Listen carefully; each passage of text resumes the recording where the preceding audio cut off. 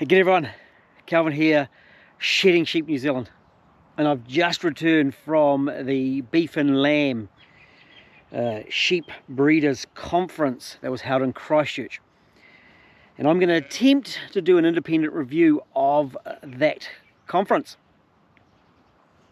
and I'm going to give you my sound bites, my takeaway bits, those points that benefited me. There was far more than I can put in this. I'm going to jump around like crazy because my head's already jumping around like crazy, and massive information overload. For those of you that don't know me, I am a mechanic.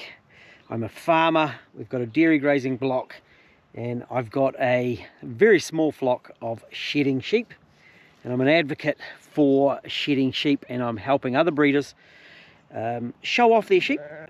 Because I have no commercial interest, I can show off my good ones and my bad ones. I'm not selling rams, and show off what my sheep look like at that particular time. And right at the moment, I'm about 10 days away from lambing, so that's a lot of the footage that you will be seeing. We'll start at the beginning, and I'm going to try and stick to topic, but I know I'm going to drift. I'm certain of it. Hey, miss. So as per normal, when you're leaving the farm, you get the leaking water trough and the seawater tap. But I got them sorted onto that plane down to Queenstown.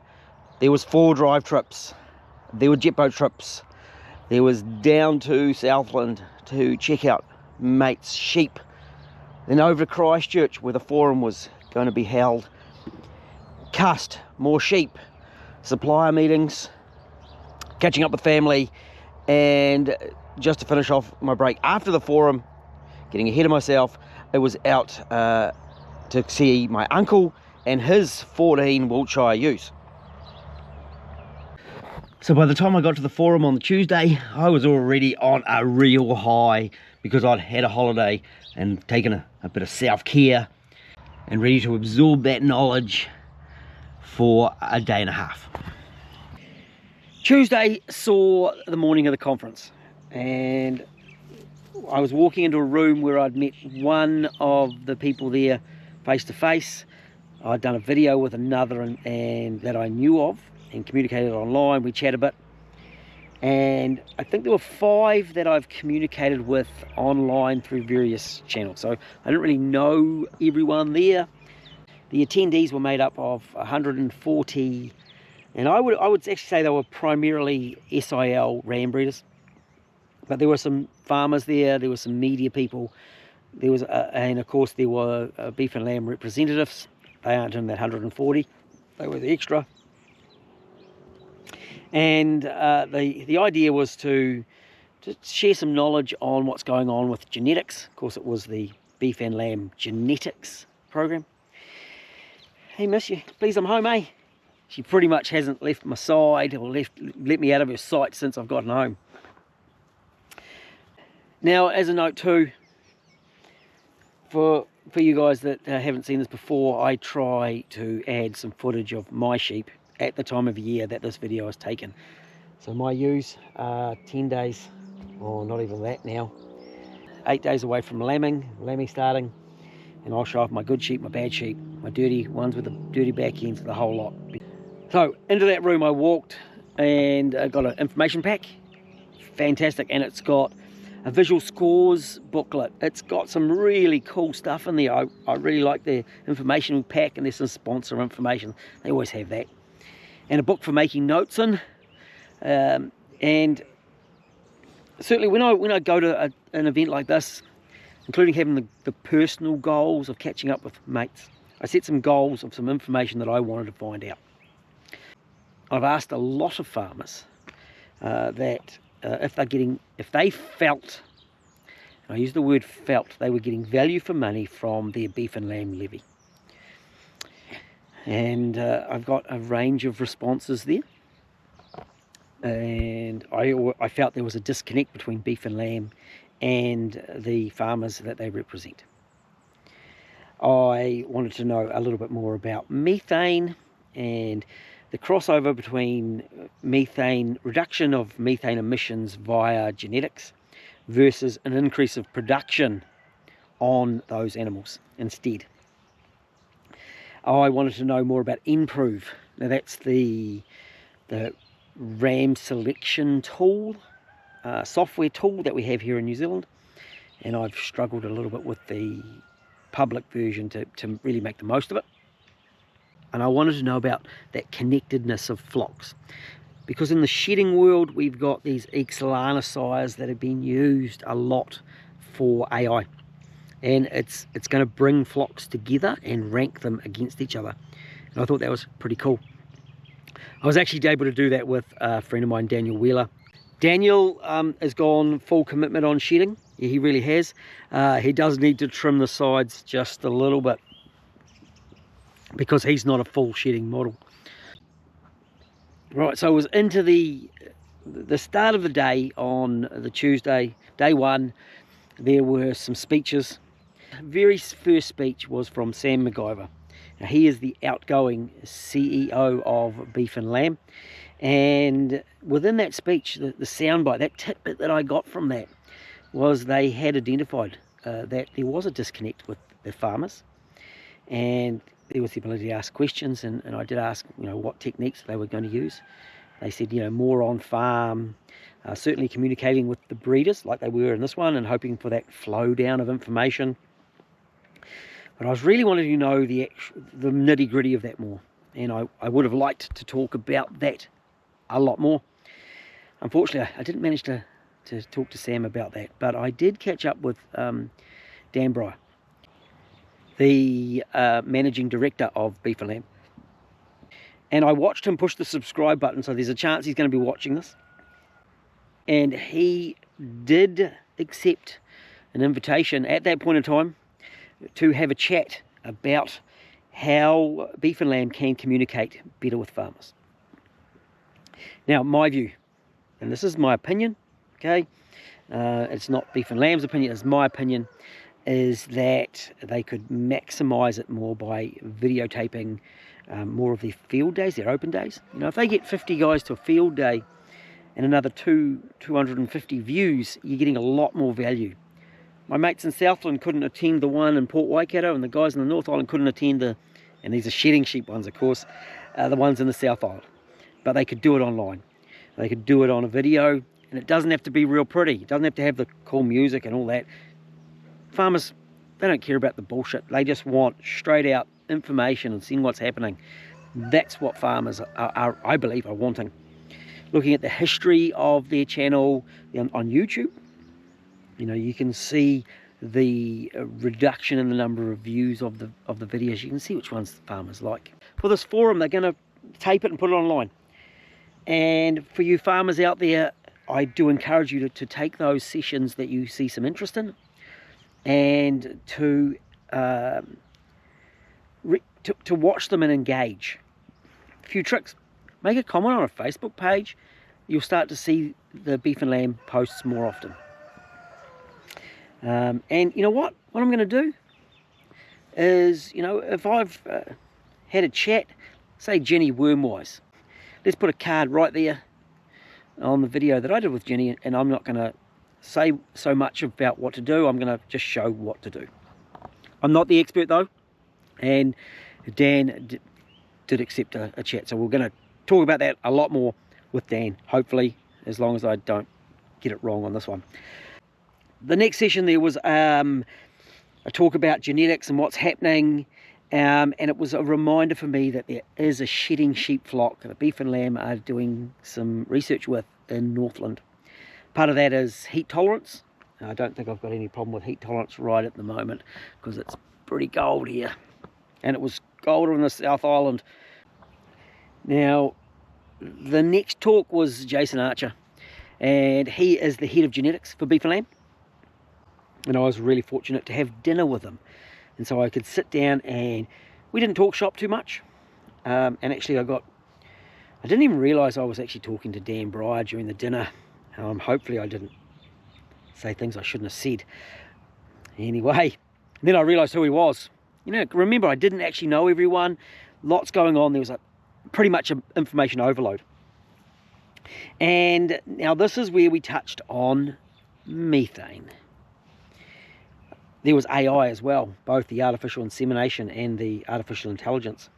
But methane was discussed, and it actually came up again the next day in the speeches and talks on day 2. And there was also a pick and mix session. I know I'm jumping around, but there was a pick and mix session on methane or on the Cool Sheep program, and I didn't have a chance to attend that because there was too many things to attend, and that's where I can watch them online, hopefully, and get that full benefit. But now, beef and lamb's views, and this is the tidbits that I got, that they do not support a tax on methane emissions from ruminant animals. And so that's really, really positive, that little bit that I got. There were questions about productivity and efficiency, and there was a comment made actually from Hamish, one of the guys I've talked to online. He's just written an article about this subject, and I'm going to put a link in the description to that one. Okay, so I can't put a link within my videos because I don't have enough status on YouTube and this channel yet, but I'm going to put a link in that description. Go have a look at it, have a read of what Hamish said. But it was said we need to be careful not to go down the efficiency route, because grass-based farming, grass-based systems may not be that efficient given the present metrics for measuring efficiency that we have within farming. And so we can be productive, we can have low emissions, low climate warming, but it doesn't mean that we are efficient as such. And we can still increase productivity, and it's also suggested that, you know, we're only partway through the breeding or the genetics of producing the most productive animal, and I would agree with that. There is still plenty of room to be more productive.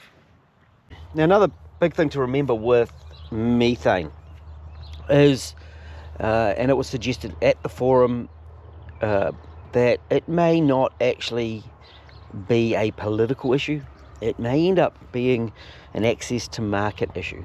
So whilst we may put forward all these propositions on the cyclic nature of methane, how the New Zealand systems have sequestration of carbon within the farming system itself and on farm, that may not matter because of a certain purchasing group choose to align themselves with a certain set of metrics with regard to methane, and we don't meet that. We can be right, but they still won't buy our product. There's also a change of role. There was a question asked about the moving of wool away from beef and lamb, handing those portfolios away to other organisations. And my thoughts on that, of course, is beef and lamb, name is beef and lamb. It's not cows and sheep. So I think keeping wool separate, but flowing an information transfer between organisations is important. Now with the methane, my feelings on it, I don't know enough. And its opportunities like going to this seminar allowed me to expand it a bit more, and to prove that I don't know enough. The Cool Sheep program, I think it's highly valuable. And you're like, well, here's someone who's not so into methane because of its cyclic nature from ruminant animals, and the sequestration of carbon on farms isn't presently really worked into the equation of emissions. However, the Cool Sheep program I think is valuable because you cannot manage what you don't measure. Same as my motorsport. I've got to get good data in to make good decisions and keep those motors alive. Well, if we're going to discuss methane, we've got to have some metrics, some measurements, some figures to work with.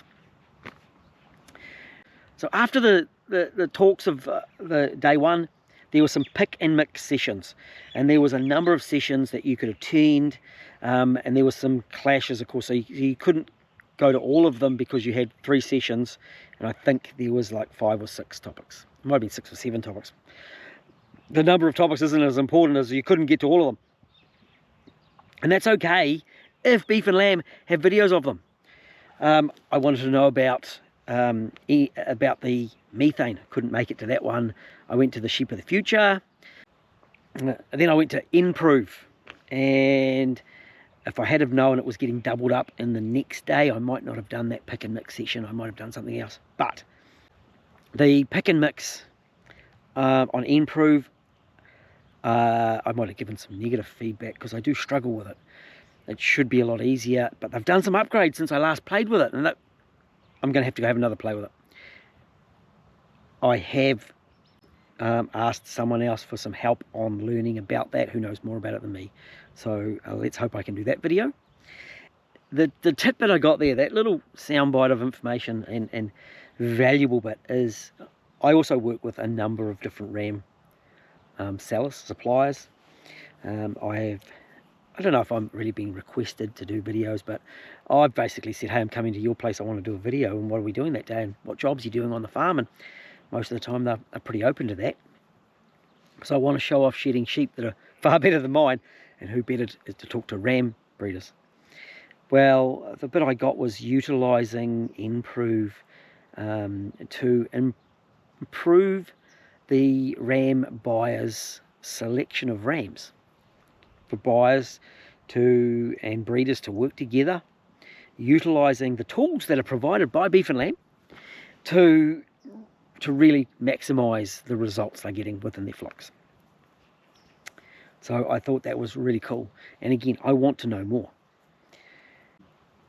Right, after the pick and mix sessions, there was a networking session, and incredibly valuable. That one was absolutely invaluable to me. We sat down with some other shedders. There's a bit of a shedding group happening there with a bit of a membership get together, and that was talked about, and that was awesome. I knew quite a number of those people. Actually, really funny. I was sitting in one of the pick and mix sessions earlier, and I was talking to this woman here who turned out to be Sarah from Countrywide magazine. She recommended that I watch or listen to the podcast series, the Parasite Chronicles. And I'm like, cool. And I actually downloaded those for my flight down. And it turns out that Sarah was the host of the Parasite Chronicles. So it made me giggle. And then sitting on the other side of me, I said to the man, I went, hi, you know, do you colour or feck test? He said, oh, he colour tests. And I replied, have you thought about colour testing your ewe lambs? And he says, I do colour test my ewe lambs. And I just glanced at his name tag, and it happened to be Simon from Wairiri. I've done a video on Wairiri's nudie shedding ram hoggets. And so there was, of course, the shaking of the hands, and I would have liked to talk more with Simon, but there was so much going on. I would have liked to do some video updates, but there was so much going on. The room was always noisy. But the contacts I made that day, those little seeds of opportunity, and they weren't even planted, those seeds. They were just started. They were gathered up to chat with all these different people that were in that room. And, you know, I wanted to know about that connectedness. There was actually a pick and mix session on connectedness. However, I was in something else. Couldn't see them all. Hopefully it's online. And actually, for you guys, if Beef and Lamb get them out reasonably quickly, check my description and I'll put links to them there, and then you can see them. On the colour topic, I've done an interview with Richard Shaw from Ag Research. Look at that. There it is right there. Right, day 2, more talks. And there was a little bit on the methane stuff. Methane really gets farmers fired up. And I'd like, again, as I said, I'd like to know more. I don't know enough to really comment. Right, in the day 2, there was a session on eating quality, shear force, intramuscular fat. And I used the term shear force with a friend the other day, and he wasn't quite sure what it was. So that's the tenderness, you know, that amount of effort it takes to bite that piece of meat. If we want to advance in this industry, we need to know these terms if we use the real terms when dealing with other people in the industry, that really, really helps. Now, there was a comment about ram taint, and the representative from the meat industry that we were chatting with, he did say, you know, there's other processes done in the works to mitigate things like ram taint. I don't think that conversation's finished yet. It was shut down pretty much. That, you know, we haven't got a complaint. We haven't had the complaint. Processors may not have the complaint because it may come from the supermarket, but consumers actually, they complain with their wallet, okay, the money they spend. And here in New Zealand at the moment, we're not getting a lot for our lambs. Farmers aren't competing well against protein such as chicken. Worldwide, pork's a big protein that is consumed. Then there's beef. It's chicken, pork, and beef is next. Lamb makes up quite a small amount of it. So limited supply. We're quite a small industry. You know, making sure that scale of industry is maintained. But also, if you've got a small supply but a big demand, then prices go up. There's things happening in Europe, good prices there, driven, you know, it's been suggested by demand in different ethnic markets. And I think that is actually where we need to hit it. And when we talk about eating quality, and consumers have a wide range of taste buds, and we need to stop just growing lambs, but grow lambs for markets, to suit different markets. Some markets want a stronger taste. Some markets want some more fat, less fat, more IMF, whatever. Let's put that product into the right markets. And that's my opinion, okay? I could be wrong. If you want to comment on anything I've said, start a discussion, chuck it in the comments. Now, there was also a little bit on AI, and I think that actually happened on day one. Kind of got blended, lots of brain overload. And using cameras to measure angles and structure of animals, legs, feet, position, all those sorts of things, which I thought was fascinating, absolutely fascinating. And also in the assessment of meat yield on the animal, and there was discussions with regard to the going lean around the animals, increased the shear force, which was caused a problem, and we've come back from that. And again, that's about also predicting the future of what consumers are going to want from us as farmers in the future. All right, at the conclusion of that day's talks, there was a little bit of a question and answer session, and then there was a bit of a field trip out to a farm, and I found that really interesting. I found some shedding sheep. They weren't being talked about, but I did manage to talk to the farmer who had them, because I'd managed to remember enough about different studs and the chats that were had in those networking times. Now, after the seminar finished, I was really lucky to be able to just jump in my rental car, grab my auntie, hadn't seen her for ages, whipped her down to see my uncle. And it turns out I hadn't seen my uncle for quite a while. And he knows a fair bit about growing protein, because he used to grow pigs and produce 100 pigs a week on his piggery. And so I came home on a real high. I'd had the fun stuff. I'd had the time away from the farm. I came back to my farm being beautifully looked after, my animals in lovely health, and nothing had really gone wrong. So I was so happy with that. And then I also had that time with friends and with family and catching up and really maximising my time away. For the next few weeks, I'm concentrating on little white woolly babies, and I've got enough footage for the next little while to keep the videos rolling. So it was a really quick summary. I had an awesome time. I learnt lots. It really was a brain overload for me. The networking time was awesome, and that's where I really got the greatest value. You know, dinner with B+LNZ head of genetics, a team that look after from Focus Genetics, who look after the spring sheep, milking sheep. You know, people that you don't meet every day and don't always have that opportunity to meet. And seeing face to face, I think, builds relationships far faster than online, though online is also fantastic.